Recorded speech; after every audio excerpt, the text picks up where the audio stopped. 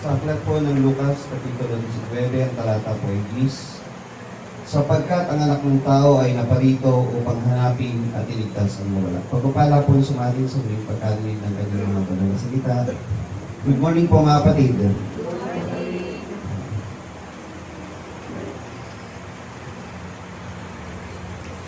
Ayan po muna natin makita po yung screen mga kapatid. Isang mapagpalang umaga po muli pinagkaloob sa atin ng ating mahal na Panginoon. At sa kasiglahan po natin mga kapatid, may napansin lang po kanina habang sumasayaw po yung mga bata. Parang gusto nyo sumabay. Hindi nyo mapigilan yung mga sarili na yung tumugtog pa lang yung Parang gusto nyo nang gumano ng kamay. Parang nabitin pa kayo doon sa convention. Ay, ulitin natin mga kapatid. Natutuwa lang po mga kapatid kasi nasa inyo pa yung adrenaline nung natin, matagal na, mga 8 buwan nating ininsayo na sayaw. Mga 8 buwan yun. Ganyan din po mga kapatid, isang pagpapala po sa atin sa muling pag-aawitan natin na ginanap po kanina, at ganyan din sa ating napakinggan pong pag-aaral, na hindi man po kami nag-usap ni Hi Oho ni ang ating Pastor Jun tungkol po doon sa paksa. Pero yung aming pong paksa ay magkasunod.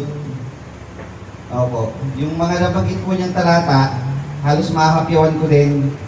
Dahil halos yun din po yung nilalaman magkasunod sa tulong at tabag ng Panginoon. Nagkapanagpo po yung paksa po na kanyang tinalakay. Sabi po kanina mga kapatid, anong mga oportunidad o anong pagkakataon nung dumating sa inyong buhay? Sasagot po sana ako kanina kung sa material mga kapatid. Meron po may dumating na pagkakataon sa akin. Nung nagtatrabaho po ako dyan sa Cainta, tapos napunta ako sa Makati, sa Maynila hanggang sa Makati. Siguro naikot ko 80% po ng Pilipinas. Sa tahimik lang, pero halos naikot ko po siya. Yung Upper North po, Luzon, Visayas, hanggang Bacolod. Halos naikot ko po siya, paikot-ikot po na gano'n. Tapos hindi mga bihirang pagkakataon din naman yan . Tapos every 2 months, nasa Cebu ako. Every 2 months, Palawan. Every kung saan din po napupunta nun. Bihirang pagkakataon po sa akin po din yan. Tapos, all expense paid pa. Wala po akong ginastos. Minsan sasama ko pa yung aking asawa na all expense din. Bihirang pagkakataon sa material. Pero kung pag-uusapan po spiritual, mga kapatid, yung pagkakataon na pinagkaloob po sa atin ng Panginoon, alam niyo po ba ilan ang bilang ng tao sa buong mundo sa ngayon? Ano lang po, estimate lang. Ilan po ang bilang ng tao sa buong mundo? Bilyon. Trillion. 8 billion? O Pilipinas na lang. O Antipolo na lang. Tapos kabilang kayo doon sa pinalad na mapabilang sa iglesia, tunay na iglesyang tinubos ng Panginoon mga kapatid. Yan ay napakapambihirang pagkakataon sa buhay natin. Kaya po, gano'n na lang ang pagpapasalamat ng kapatid na Edward. Sana, alam po, gano'n din po tayo mga kapatid. Napakabuti ng Panginoon. Kasi sa dami-dami ng tao, kasi sa lumang tipan pa man, sinasabi na may kapahamakan darating sa tao . Hanggang sa bagong tipan, may sinasabi na, di ba? May kapahamakan darating sa tao. Tapos ikaw mapabilang doon sa hindi mapapahamak dahil ikaw ay pinangakuan ng Panginoon ng kaligtasan. Na konting tao lang ang mapapabilang doon. Napakalaking pagkakataon po sa buhay natin yung mga kapatid. Na sinusunog yung earth and the whole universe. Sinusunog sa magitan ng apoy, tapos ikaw kasama ng Diyos, ligtas ka. Di ba mga kapatid? O gusto nyo doon sa nasusunog? Siyempre ayaw nyo. Di ba? Napakalaking po ng mga kapatid, yung makakahinga ka ng isang gabi, ang buhay natin, sasabihin mo, Lord, thank you po. Kasi alam ko hindi ako mapapabilang doon kasi tinubos mo po kami. Di ba? Pagkakataon po sa atin yun. At ngayon din mga kapatid, personally, isang pagkakataon po na tinanggap namin, mga manggagawa, yung kami po'y maibilang sa mga lingkod ng Panginoon na makapaglingkod po sa inyo. Pasalamat po kami sa Panginoon na nasa amin po yung pagkakataon na makapagbahagi din sa inyo, mga kapatid, sumakita ng mga ganitong mga... Kasi iba't iba tayo ng ministeryo eh. So yung ministeryo yung tinanggap, pinagpapasalamat po namin yun sa Panginoon dahil hindi po lahat ng tao nagkakaroon ng pagkakataon sa ganun. Na mapaglingkuran kayo sa iba pang paraan. Paglingkod naman kami dati eh, pero ibang paraan pa po ito ng paglilingkod ay pinagkaloob ng Panginoon. So, salamat po sa ating mahal na Panginoon. Mga pagkakataon po yung pinagbigay sa atin. Kaya pag dumating sa inyo mga kapatid yung pagkakataon na sinasabi ng Panginoon, ako'y kumakatok sa iyong puso, pagbuksan mo siya para siya'y pumasok sa inyo mga kapatid. Dahil ang Panginoon laging kumakatok sa bawat sa atin. Ating pong pagsambatayan sa umaga po nito ay hinango po sa aklat ng Lucas, Kapitulo 19, talatang 10, sapagkat ang anak ng tao ay naparito upang hanapin at iligtas ang nawala. Ang pamagat po natin, to seek and to save. Di ba po kasunod ng ating pong pinag-aralan, ang Diyos ay humahanap upang magligtas. Kaya, pag dumana sa iyo yung pagkakataon na nakita ka na ng Panginoon, at nakita mo na rin siya, ito na yung pagkakataon mo upang ikay maligtas. Yan na po yung mensahe ngayong umagang ito mga kapatid. Naintindihan niyo po ba mga kapatid? Okay na po. Naintindihan niyo na? Okay na po mga kapatid. Tuloy na po po natin. Diba? Yun po yung mensahe talaga yan. Po yung essence nito mga kapatid. Pero palibasa, may programa po tayo. Paluwagin po natin pang sumandali. Ito pong talata na ito. Bigyan ko po muna kay mga kapatid ng talataan. Ang sabi dito, sapagkat ang anak ng tao ay naparito upang hanapin at iligtas ang nawala. Sa English po niyan, for the Son of Man is come to seek and to save that which was lost. Doon po kinuha yung pamagat niya sa English part po niya. Ngayon, may mga dagdag kaalaman po muna tayo bago tayo lumako doon sa kabuuan po ng mensahe. Bibigyan ko kayo mga kapatid ng, katulad po ng ginawa natin ng convention, bibigyan ko ng background yung kadyusan, yung tunay na iglesia, tunay na pananampalataya. Ngayon, hahalawag mo naman tayo ng ibang mga parte naman ng banal na kasulatan para kumuha ng background. Dito po sa aklat po ng Deuteronomio, Kapitulo 18:15, ang sabi, si Moises nagsabi siya sa Israel, palilitawin sa inyo ng Panginoon mong Diyos ang isang propeta sa gitna mo, sa iyong mga kapatid, na gaya ko, sa kanya kayo makikinig. Inihula sa magitan ni Moises na meron daw pararatingin ang Panginoong Diyos na isang propeta na gaya ko. So yung Israel, anong gagawin niya? Anong nasa isip nila? Aabangan ba nila to? Na kung sino ba itong darating na to? Isang propeta naman darating pagkatapos niya. So pag namatay daw si Moises, may darating daw na propeta. Sa isa pang talata sa Biblia, sabi po sa Jeremias 23:5, narito ang mga araw ay dumarating, sabi ng Panginoon, na ako'y magbabangon kay David ng matuwid na sanga, at siya'y maghahari gaya ng hari at gagawang may kapantasan at magsasagawa ng kahatulan at kaganapan sa lupain. So ang Diyos daw magbabangon ng isang matuwid na sanga mula sa angkan ni David. So yung Israel, mag-iintay na naman. Sino kaya itong ibabangon ng Panginoon na matuwid na sanga? Ang kanyang kaarawan ay sa kanyang mga kaarawan ay maliligtas ang Huda, at ang Israel ay tatahang tiwasay, at ito ang kanyang pangalan na itatawag sa kanya, ang Panginoon ng ating katwiran. So meron daw darating na on the days of that prophecy na dumating, ililigtas daw nun ng Huda. So ang Israel, nag-iintay kung sino ba tong darating na ito. Kaya ang Panginoong Hesus nagtanong kay Pedro. Nung kasaharap ng Panginoong Hesus si Pedro nakita na rin yung mga maraming tao sa Israel. Ang tanong niya, nang dumating nga si Jesus sa mga sakop ng Cesarea sa Filipo, ay tinanong niya sa kanyang mga alagad na sinasabi, ano ba ang sabi ng mga tao kung sino ang anak ng tao? So sumagot si Pedro, ang sabi niya, at kanilang sinabi, anang ilan, ikaw daw si Juan Bautista. Sabi ng ilan, ikaw daw si Elias. Sabi ng iba, ikaw si Jeremias. O isa sa mga propeta. O yun, yung the prophet na dati, ikaw na yun. Tapos, tinanong siya ng Panginoon, o ikaw, Pedro, sino baga ako? Sumagot si Pedro. Tapos, doon na sinabi ng Panginoon yung, at sinasabi ko naman sa iyo na ikaw ay Pedro. Tama daw pagkakasagot ni Pedro. So, dumating ang Panginoon, ito yung in-expect ng mga tao, hari, pero nung dumating ang Panginoong Jesucristo, ano saan sila kasakay? Sa batang asno. Hindi yun yung expected ng mga tao kasi maghahari. Gaya ni Moises. Si Moises, kilala nila. Galing sa lahi galing sa, hindi lahi galing sa pamamalakad ni Paraon, matikas.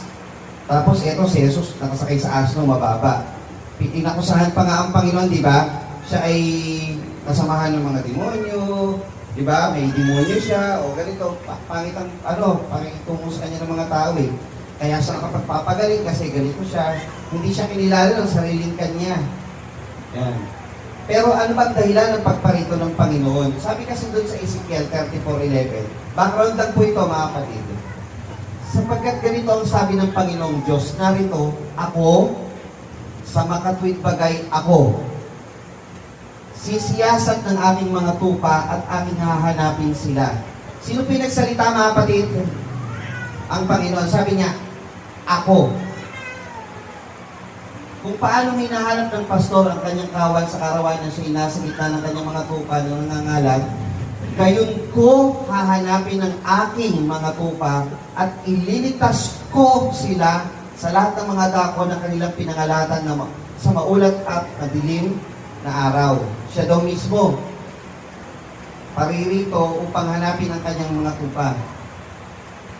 At aking ilalabas sila sa bayan at pipisanin ko sila mula sa lupain at dadalhin ko sila sa kanilang sariling lupain at pasasabsabit ko sila sa mga bundok ng Israel sa tabi ng mga daan ng tubig at sa lahat ng tinatahan ng dako sa lupain. Aking pakakanin sila sa mabuting pastulan at sa mga bundok ng kataasan ng Israel ay malalagay ang kanilang kulungan. Doon may higa sila sa mabuting kulungan at sa matabang pastulan ay manginginain sila sa mga bundok ng Israel. Ako ay magiging kanilang pastor ng aking mga tupa at aking pahihigain sila, sabi ng Panginoong Diyos. Siya daw mismo mga kapatid. Siya yung maghahanap at maglilitas. Aking hahanapin ang nawala at ibabalik ang iniligaw at tatalian ang nabalian at palalakasin ang may sakit, ngunit aking lilipulin ng mataba at malakas, aking pakakanin sila sa katwiran. Yan. So siya mismo mga kapatid. Ang Panginoon na pumipisan ng mga itinapon sa Israel ay nagsabi, magpipisan pa ako ng iba sa kanya. So bukod sa Israel na mga tupang naligaw, baka isipin nyo di Israel lang pinunta ng Panginoon. Pero inihula na rin sa aklat ng Isaiah 56:8, ako ay magpipisan pa ng iba sa kanya, ng bukod pa sa Israel. So inihula na rin pala kahit yung mga kahintilan, meron din pag-asa sa kaligtasan. Magpipisan pa ako ng iba sa kanya, bukod pa sa kanyang sarili na nangapisan. So bukod pa sa Israel, may pipisanin pa ang Panginoon. So nandoon yung pag-asa sa bawat sa atin na meron din daw tayong pagkakataon sa kaligtasan aalok ng Panginoon. Ngayon, babalikan na natin yung paksang batayan. Babasahin po natin yung Lucas 19:1 hanggang 10. At siya'y pumasok at nagdaan sa Jericho. Mga kapatid, tandaan niyo po yung Jericho, no? Natatandaan niyo yung sinakop. Dati na inikutan ng mga Israel na bumagsak yung kuta. Doon naman po nagdaan ngayon ang Panginoong Jesucristo. At narito ang isang lalaki na tinatawag ang pangalan Sakeo, at siya'y puno ng maniningil ng buwis at siya'y mayaman. At pinagpipilitan niyang makita si Jesus kung sino kaya siya, at hindi mangyari dahil maraming tao sapagkat siya'y pandak. So ito po ay kasaysayan ni Sakeo. Kanina nabanggit ng Panginoon, sa magitan po ng pagtuturo kanina, sa salita ng Diyos dun sa, kanina nabanggit ng Pastor June, yung sa alagad. So, nung dumaan ng Panginoon, tinawag niya yung mga alagad, di ba? Iniwanan yung pagiging mamalakaya, iniwanan yung magulang, sumama sa Panginoon. Dumaan kasi Panginoon. Ngayon, dumaan na naman ang Panginoon. Sa 18 nga nito, nung dumaan ng Panginoon, ang nakita naman niya, lalaking bulag. Natalakay na po natin ito, si Bartimeo. Natatandaan nyo? Na lalaking bulag. Ito naman, sa 19, kasunod, si Sakeo naman ang nadaanan ng Panginoon. Natalakay na rin po natin ito, pero hahapyawan lang po natin. Si Sakeo, isang puno ng mga maniningil ng buwis at siya'y mayaman. At pinagpipilitan niyang makita si Jesus kung sino kaya siya at hindi mangyari dahil maraming tao sapagkat siya'y pandak. At tumakbo siya sa unahan at umakyat sa isang punong kahoy na sikomoro upang makita siya sapagkat siya'y nagdaraan sa daang yaon. Ang natalakay natin ito, buhay pangkaron. Yung nangyari nga po nito, pagtapos tumalakay dito, nagkaroon ng hindi po ng rescue po ang Malanday. Nagkulang po ng tatalakay doon. Pagtas dito, biyahe kami, punta pa ang Malanday. Hindi na tinalakay ko sa Malanday eh. So, yun po yun, natanda ko, ang karobi nun. Taas lang kami tungkol po doon sa istorya ni Sakeo kasi paborito niya yung istorya na ito eh. Sabi dito, ang sabi ko noon sa talakay ko, pinukusan ko kasi noon mga kapatid, yung puno ng sikomoro, binigyan ko rin siya ng diin. Ang akala ko dati po dito, anong uri yung puno ng sikomoro? Ang pakahulugan nila dito dati, matinik daw, parang bonggambilya, na pag kung masusugatan ka, hindi pala gano'n, ibang klaseng puno pala ito, hindi pala siya matinik. Ito pala yung klase ng puno na mayabong, pero ang sanga mababa. Na kahit mababang tao, kayang umakyat. Kasi mga kapatid, titignan ko rin sa sa background ng height, common height ng mga Israelita nung ganung panahon. Ang mga Pilipino, ang common height natin sa lalaki is 5'3 to 5'6. Tama po ba, Pilipino? Lalaki, 5'3, 5'6. Pag umabot ng 5'7, matatangkad na yan eh. Diba? Di talaga common height ng Pilipino. Ang common height ng Israelita nung panahon na yun, pag umabot ka ng 5'2, matangkad ka na. Sa lalaki. 5'2, matangkad ka na. Ang average height is 5 flat. So, isipin mo sa Sakeo, siya'y pandak. Kung ang common height ay 5 flat, so 5 po ako, so 5 flat po ang common height, gano'ng kaliit si Sakeo? Para sabihin mo siya'y pandak. Talagang maliit yun. Kasi yung 5, maliit na nga sa lalaki yung 5 eh. Diba? Baka pag tumalakay dito, tutungtong na yun dito. Maliit talaga. Ganon. So, ibig sabihin, maliit. Tingnan niyo po ito. At pinagpipilitan niya makita si Jesus kung sino kaya siya. At hindi mangyari dahil maraming tao. So, tama nga naman. Kung maraming tao nakatingin kay Jesus, nakapila, paano niya makikita si Jesus kung maraming tao kasi pandak siya? So, anong ginawa niya? Tumakbo siya sa unahan kasi nagdaraan, pumapasok ang Panginoon papunta sa Jericho. Nagdaraan sa Jericho, inunahan niya. Nang dumating si Jesus sa dako niya ulit, tumingin at tumakbo siya sa unahan at umakyat sa isang punong kahoy na sikomoro upang makita siya sapagkat siya'y nagdaraan sa dakong yaon. Ang sabi ko dati nung tinalaki ko to, ang naging daan para makita ni Sakeo ang Panginoong Yesus, yung puno ng sikomoro. Ang tanong ko dati ito, kung yung sikomoro ang naging daan para makita ni Sakeo si Jesus, sino ang sikomoro sa buhay nyo na nagbigay daan sa inyo upang makita nyo si Jesus? Natatandaan niyo yung tanong na yun? Sino yung naging daan nyo para makita nyo si Jesus? Maliban doon sa mga anak sa pananampalataya, kasi iba talagang katulad ko, pinanganak na ako, dito na ako nabautismuhan, dito na talaga ako pinanganak. Anak sa pananampalataya na, yung anak ng magulang ko na nasa pananampalataya na.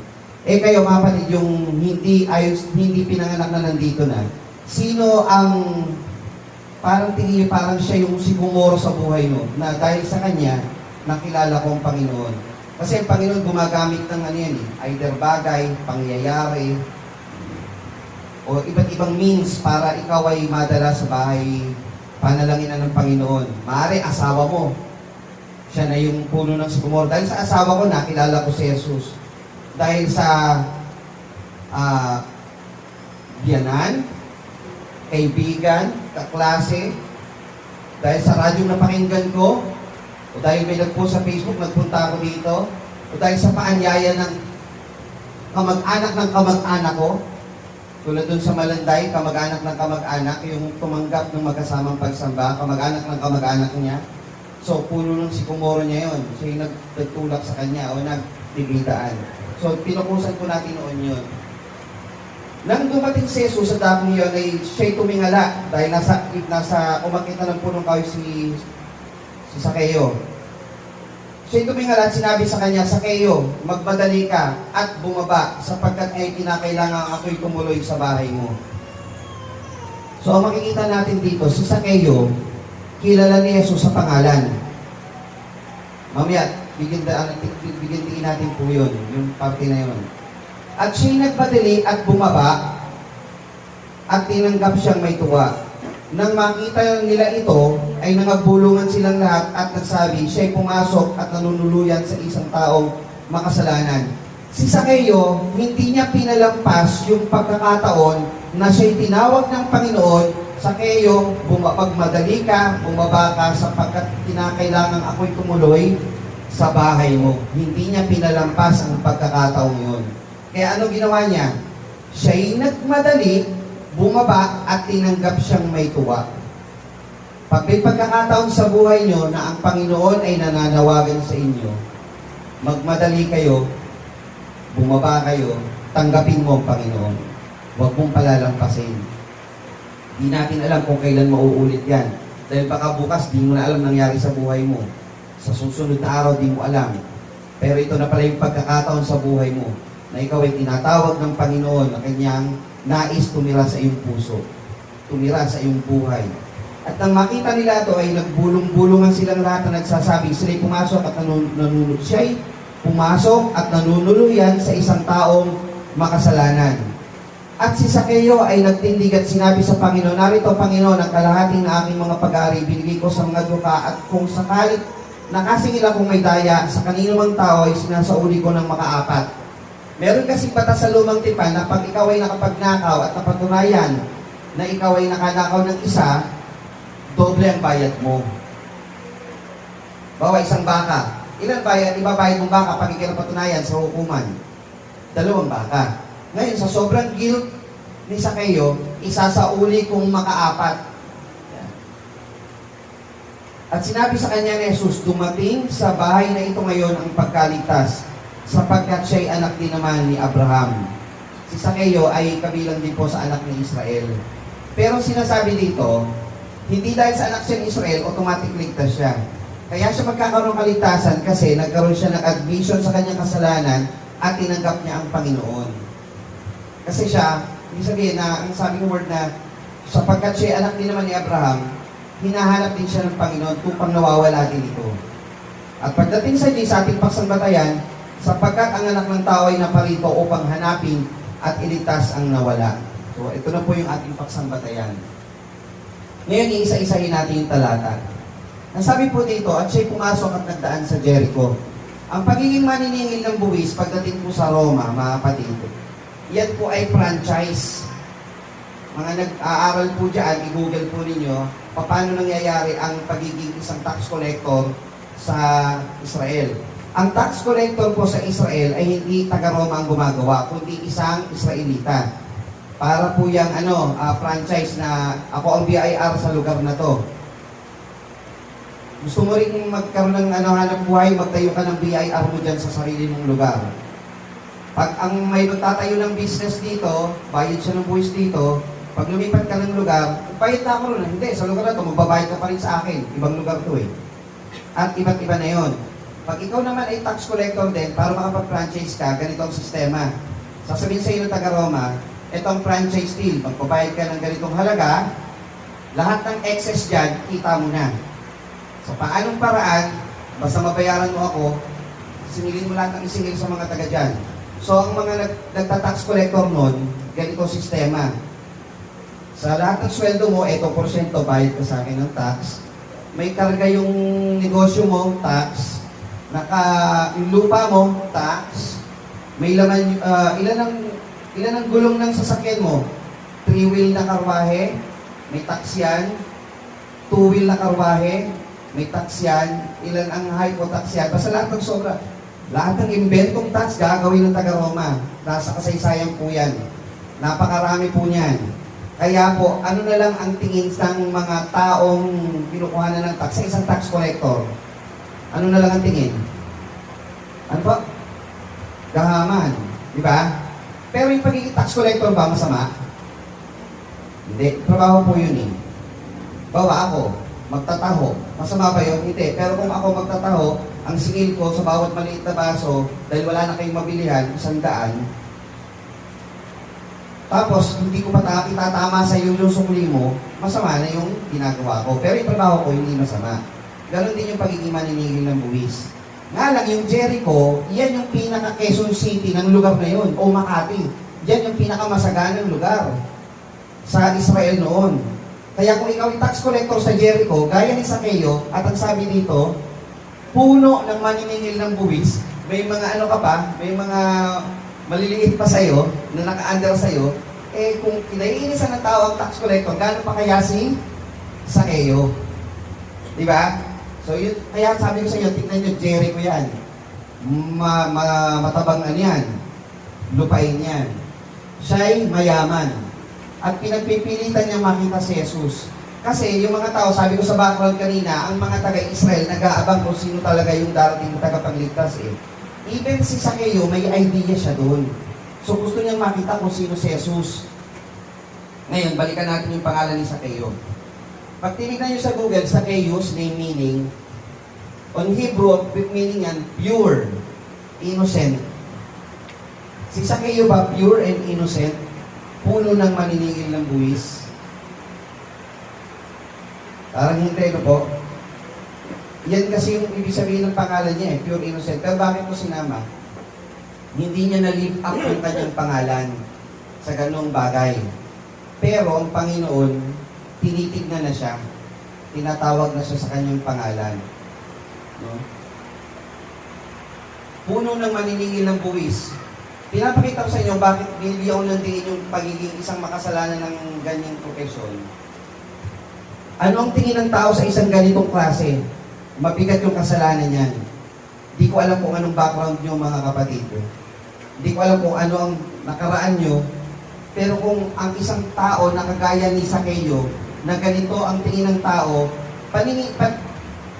palagay ninyo, papansinin nyo pa si Zaccheo pag nagdaan, baka yung naniningil lang ng Meralco, hindi nyo pansinin eh. Pag inaaraw-araw na kayo eh, o naniningil ng tubig, nainis sa kayo eh. Diba, ito na naman kung naniningil na to. Diba? Eh kung ganito pa katindi ang naniningil sa inyo, hindi nyo papansinin eh. Iilagan eh. Pero si Zaccheo tinawag sa pangalan. Naalala niyo yung may ketong, walang yumayakap, walang lumalapit, nilalayuan. Parang gano'n din si Zaccheo. Diba? Pero tinignan siya ng Panginoon. So kung kayo mga kapatid, hindi naman siguro kayo kasing sama ng ginagawa ng isang puno ng maniningil ng buwis. Tama ba? Hindi ganito ang background nyo. Sabihin, kung siya nagkaroon ng pagkakataon, tayo pa kaya? May pagkakataon, mga kapatid. Nakuha niyo, mga kapatid? May pagkakataon tayo. Siya nga eh. Nagkaroon ng pagkakataon tayo pa. Si Pablo nga, na punong makasalanan at mamamatay tao, nagkaroon ng pagkakataon tayo pa. So parang ganito yun, mga kapatid. Ito yung mga tao, nakatingin sa Panginoong Jesus, ayun si Zaccheo, ang late, hindi makatingin. Nakikita niyo po ba? Kumuha ka ng picture na hindi kita mukha kasi hindi naman natin lang ang itsura nila eh. So, umano lang po, para ma-imagine nyo lang anong itsura kaya noon. Ano ang nakaugnay sa pagiging maniningil ng buwis? Makasalanan. Ang isa pa, taksil to sa angkan ng bansang Israel. Kabilang ka sa amin, pero ganyan mo kami singilin, nagiging alipin ka ng taga-Roma. Di ba? Yun ang tingin sa kanya eh. You're scums of this, this city. Scum, sabihin, basura ka ng bayan. Yan ang tingin sa kanya. Pagiging maniningil ng buwis. Napakababa ng tingin sa kanya.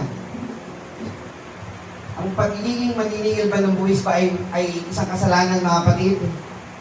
Hindi, trabaho lang din po yan. Kaya po, sabi nga dun sa aklat po ng Mateo, nung tinatanong siya ng mga tao, sabihin mo nga sa amin, ano akala mo, matuwid ba kang bumiwis kay Cesar o hindi? Anong sagot ng Panginoon?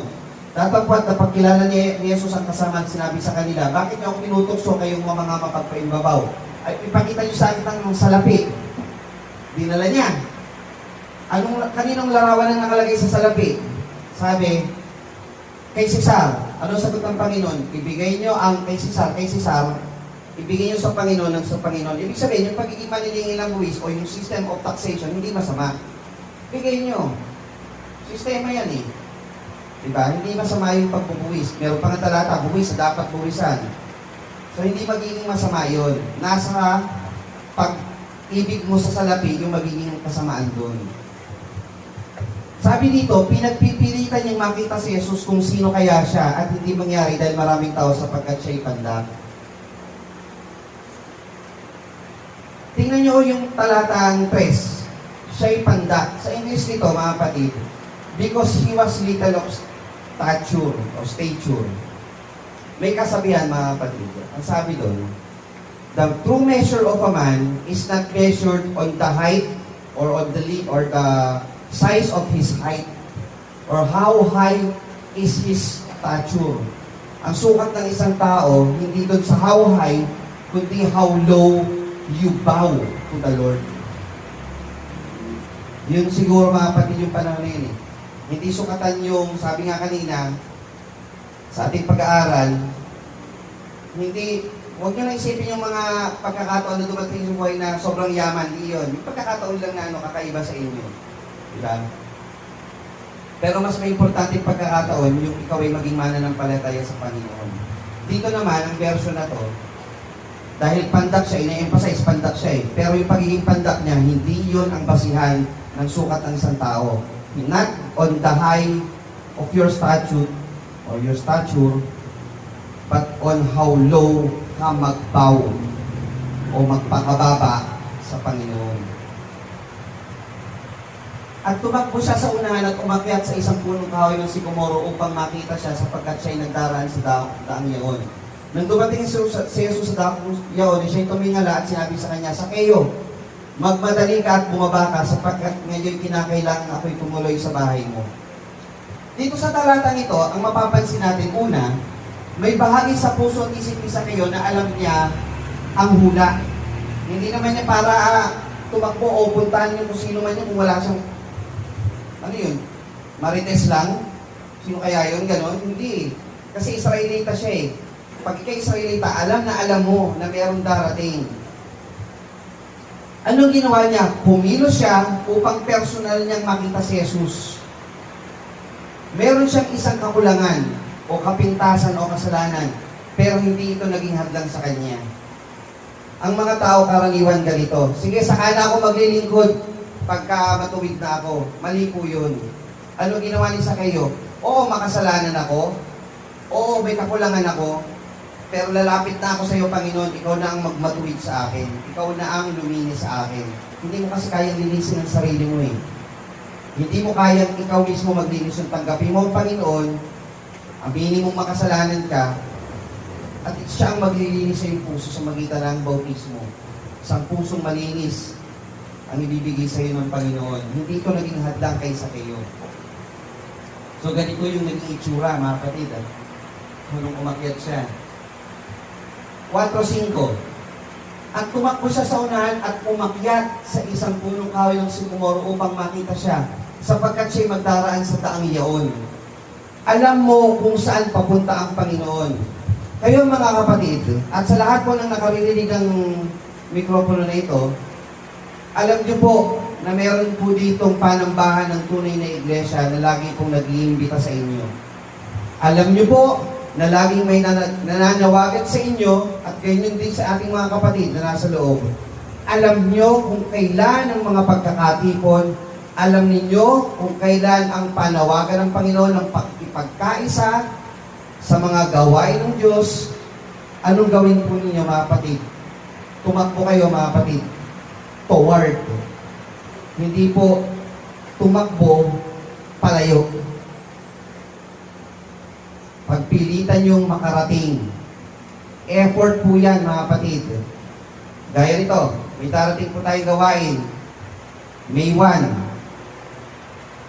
Pilitin po ninyo, mga kapatid, na kayo makasama po sa anniversary gawain po ng Panginoon. Yan po ay mga gawain na nakapagpapalakas at nakapagpapatibay ng isang lokal.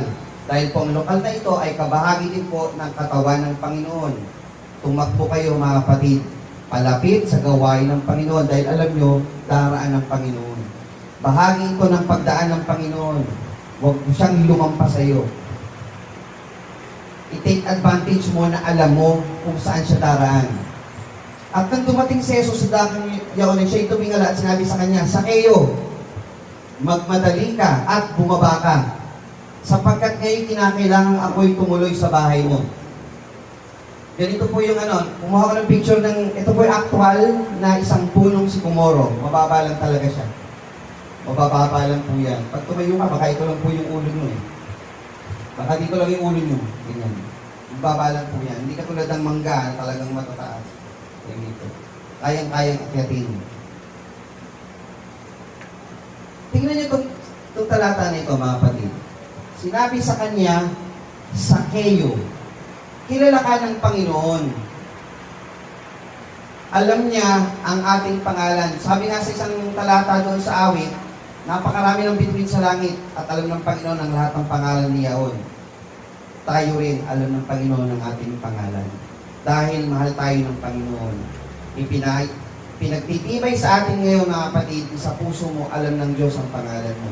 Kilala ka niya by your name. Kilala ka niya, hindi naman po ko ganun ka-active, kagaya nila. Baka sila lang, hindi po, kilala ka ng Panginoon, mahal ka ng Diyos. Nais niya, lagi kang nandito sa palambahan ng Panginoon at sumasamba o maawit ng papuri sa Kanya. Alam niya kung saan tayo hahanapin. Diba? Tiningalangan niya si Sakeo eh. Alam niya kung nasan si Sakeo. Tayo alam din yan. Kaya, sabi doon sa salitang providence, sabi ng providence, ang Panginoon ay gumagawa ng mga bagay upang maituloy yung isang bagay. Hindi mo alam, pero ito pala yung pamamaraan ng Panginoon, parang ilapit ka. Kasi alam ng Diyos kung nasan ka eh. Alam ng Diyos kung paano ka itatawid at ilalapit sa iglesia ng Panginoon. So pag nakarating ka rito, may reason yun. May dahilan ng bawat bagay kaya ka nakarating sa bahay dako na ito dahil mahal ka ng Diyos. At nagnanais siya na pumasok sa ating mga buhay. Sabi ng Panginoon doon sa talata, kinakailangan ako'y tumuloy sa bahay mo. Nais ng Panginoon pumasok siya sa ating buhay. So pag ganoon ang talata, ang ganoon sinasabi ng Panginoon, huwag mong palalampasin yung pagkakataon na siya nais tumira sa iyong puso. Ngayon ang tanong, mga kapatid, ang Panginoong Diyos ba nasa inyong mga puso na? Dapat manatili yun. Huwag kuhanin ng sino man ang iyong putong. Pag may narinig kang magandang mga pananalita ng ibang mga ngaral na napakagandang mga talumpati, baka inaalis ka na nun. Pag ang kanilang panambahan, sasabihin sa amin, malamig, mas maganda. Baka tinutokso ka na dahil mainit sa atin. Diba? Hindi po ganun, mga kapatid, ang batayan nun. Sa turo at aral ng Panginoon kung sinong tunay at tamang pananampalataya, yun yung tunay na Diyos. Yung tunay na Diyos nasa ating puso. Huwag na huwag mo siyang pipighatiin. Hayaan mo siyang manirahan sa iyong puso. 6 and 7. At siya'y nagmadali at bumaba at tinanggap siyang may tuwa. Mga kapatid, tingnan niyo po itong talata na ito. Napaka-important. Nung una, hindi ko po ito napansin, pero itong siyempre, pag kada binabasa mo yung talata, may nadadagdag eh. Pansinin niyo po itong dalawang talata na ito, na madalas ay hindi natin napapansin, may kinalaman sa buhay natin sa araw-araw. Tingnan niyo po, si Sakeo, nung tinawag, nagmadali, bumaba, tinanggap siyang may tuwa. Yung mga tao, anong sabi?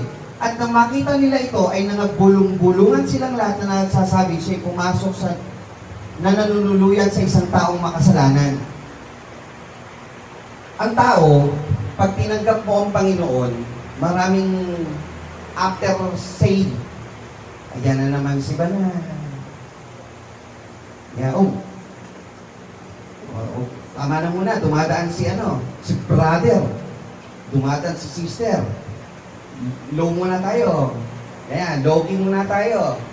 Pag lumampas na, saka natin ituloy-tuloy. Nagpapaling na parang inaasar ka sa pananampalataya mo. Lalo pag maganda, small and go, sputin. Parang saan kayo buburol. No? Ang mga pang-asam nila eh. Pero pag nakasanayan na naman nila, mawala rin naman yun eh. Pero nung una talaga, may mga ganyan. Kahit sa trabaho nyo. Diba? Maraming parinig ang tao. Pero, si Sakeo, tinanggap siyang may tuwa. Dapat yung enthusiasm, yung joy sa atin ang tinanggap natin ng Panginoon, laging nandoon. Napansin niyo yun sa talata na ito, ang tao laging may sasabihin, pero dapat manatili sa iyo yung joy of serving the Lord. Joy of meeting the Lord and joy na ang Panginoon ay tinanggap mo sa iyong puso. Maraming sasabihin ng tao, pero huwag kang papatinag. Diba? Ikot ka lang. Natatandaan nyo? Ikot ka lang sa buhay natin bilang isang Kristiyano. Ituloy mo ang iyong pagiging anak ng Diyos. Huwag mong pansinin ang sasabihin ng tao. Ano? Kausap ng Panginoon si Zaccheo. Tapos yung mga tao, bulungan. Ayan. May mga tao na tutuyain ka, hihiyain ka, magbubulong-bulungan, anuman upang huwag kang magpatuloy. Pag tinanggap mo yan, sasabihin sa'yo ng mga tao, paparin sa'yo, tali ka na. Hindi ka na pwedeng manginom. Hindi ka na makakasama sa amin. Wala na yung gantong barkada, iiwanan mo na kami. Tutuyain ka, aasarin ka eh. Kristiyano ka eh, nakakasama ka rin naman namin sa inuman. Gawin mo, tanggalin mo yung bisyo mo. Diba? Iano mo yung tuwa mo nung tinanggap mo ang Panginoon, yun ang manatili sa'yo. Tutuyay ka ng tao eh, pero gayahin mo siya sa kayo, tanggapin mo ang may tuwa sa Jesus sa iyong buhay at manatili yung joy na yon all throughout of your being a Christian. Diba? Tanggapin mo may tuwa ang Panginoon at manatili yung kasiyahan na yun sa iyo. Verse 8, si Zaccheo ay nagtindig. Nung ito po ay nabasa ko naman, medyo napangiti lang po ako, kasi may mga asaran sa aming kasi mga barkada ko nung high school, matatangkad eh, mga basketball player sila eh. Everybody stand. Isa po ako dati sa inaasar dati na ano, nakatayo ka na? Nakatayo na ako. Kasi ang tatangkad nila, 5'8", mga 5'11". Tapos ako 5'3" noon, 5'3", mga gano'n, liit ko noon eh. Buti, tumangkat pa ako ng 2 inches. At siya'y nagtindig. Basta Zaccheo, natayo ka na? O parang gano'n si Zaccheo nung nabasa ko to eh. At siya'y nagtindig at sinabi sa Panginoon, narito ang Panginoon. Ibig sabihin nito, si Zaccheo, nagtindig, naglakas ng loob. Sabi kasi, kung ipinahayag ng iyong labi, di ba, nabagit kanina sa pag-aaral, at sinasampalatayanan mo ang Panginoon Diyos ng buong puso mo, maliligtas ka. Narito, Panginoon, ang kalahati na aking pag-aari binibigay ko sa mga dukha. At kung sakalit nakasingil akong may daya, sa kanino mang tao ay sasauli kong makaapat. There is an admonition ng kanyang kasalanan at pagbabago. Iniiwanan niya yung kanyang kasalanan at pumapasok siya sa isang bagong buhay kasama ng Panginoon. Kaya sabi po dito, sinasauli kong makaapat, pinapaliwanag sa Panginoon. Importante kasi na pag tumatanggap ka sa Panginoon, tinatanggap mong makasalanan ka. Kasi ibang tao, ang gusto yung blessing lang. Pero hindi tinatanggap, tayo kayo makasalanan. Ako tatanggapin ko, I am saved. Pero yung kasalanan ko, ba't ito salang? Eh sabi, blessing dito, kaya ako nandito eh. Gawin kasi sa ibang pananampalataya. Pero sa atin, para manampalataya ka, magsisi ka, magpabautismo ka. Anong pagsisisihan mo? Yung kasalanan mo. May mga nagawa ka kasi dati. Iiwanan mo yun at papunta ka sa isang bagong buhay na kasama ng Panginoon. Kaya anong sagot ng Panginoon? Ipahayag mo yung kasalanan, iwan mo yung kamalian, tanggapin mo si Jesus, gawin mo ang kalooban ng Diyos. Verse 9. At sinabi sa kanya ni Jesus, dumating sa bahay na ito ngayon ang pagkaligtas. Pag nasa sa iyo na ang pagkakataon na yun, tinatanggap mo ang Panginoon, tinatanggap mo ang kasalanan mo at yung iniiwanan, gagawin mo yung kalooban ng Diyos, dadating sa iyo ngayon ang kaligtasan. For sure, sa mga susunod na mga oras at buhay ni Zaccheo, yung bautismo naman ang gagawin niya dyan. Kasi susunod siya sa kalooban ng Panginoon. Dumating sa iyo ngayon ang araw ng kaligtasan. Ang layunin ng Diyos ay mahahayag sa iyo. Ikaw ay isang tupa na hinahanap ni Jesus. Ililigtas ka niya. So kaya ka nandito dahil isa ka rin tupa ng Panginoon. Hindi man sa inihula ng Israel na ililigtas, gaya sa aklat ng Isaiah sabi, magpipisan pa siya ng bukod sa Israel. Tayo yon mga kapatid. Meron bang lehitimong Hudyo rito? Lahing Hudyo? Baka nagkakamali po ako, baka meron po dito sa mga kapatid natin eh. Wala. Pati lahat po tayo doon sa mga bukod pa sa napisan. Tayo yung mga tayo hintil, kahintilan. Nawawalang tupa din tayo ng Panginoon. Dumating sa bahay na ito ngayon ng pagkaligtas. So ang katotohanan, nandito ka sa bahay ng Diyos ngayon at naririnig mo ang salita ng Diyos, ay dumating kasi sa buhay mo ngayon ang araw ng kaligtasan. Kaya tanggapin mo yan. Dahil mahal ka ng Panginoon. Verse 10, sapagkat ang anak ng tao ay naparito upang hanapin at iligtas ang nawala. So inihula noon na mayroong darating, sabi ni Moises na isang propeta, darating mula sa angkan ni David, at ang sabi ng Panginoon, ako ay maghahanap mismo siya mismo. So siya, sa magitan ng kanyang pagkakatawang tao, ay hanapin niya ang nawala. Isa doon si Zaccheo, at isa rin po doon ay tayo. Tinatanggap niyo yung mga kapatid na tayo ay kabilang sa mga hinahanap ng Panginoon. Kaya pag dumating sa inyo na kayo hinahanap ng Panginoon, pagbigyan niyo siya, kumakatok ang Panginoon sa inyong puso, mahal kayo ng Diyos at nais niya na tayo ay maligtas. Tayo ay gaya ng mga tupang naligaw. Tayo mga kapatid ay mga makasalanan, ngunit inibig tayo ng Diyos na tayo ay maligtas. Siya ay nagkatawang tao. Ngayon, basahin natin ito mga kapatid ng nasa harapan. Hinahanap ka ni Jesus. Hinahanap kayo. Nais niya na ikaw ay maligtas. Ano po yung ating pinag-aralan kanina? Pagkakataon.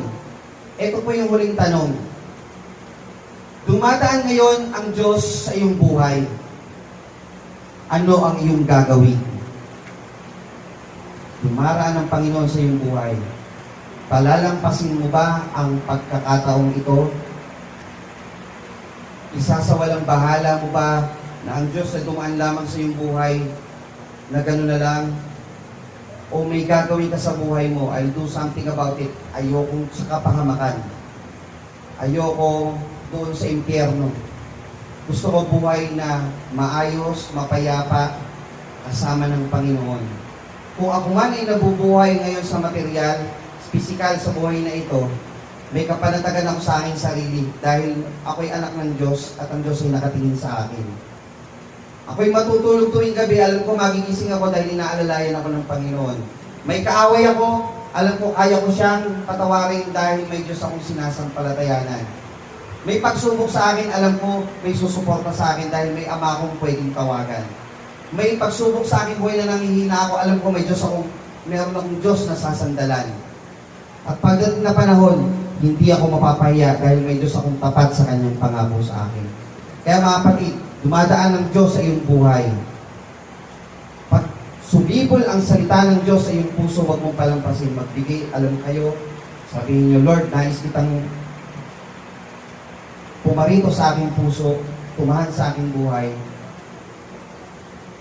Ibubuka ng aking labi, Lord, gusto kitang tanggapin bilang aking sariling tagapagligtas. At ang Diyos ay welcome upang ikaw ay tanggapin, kumakatok siya sa inyong puso, kahit po sa lahat ng nakarinig nito sa ating pong sound system.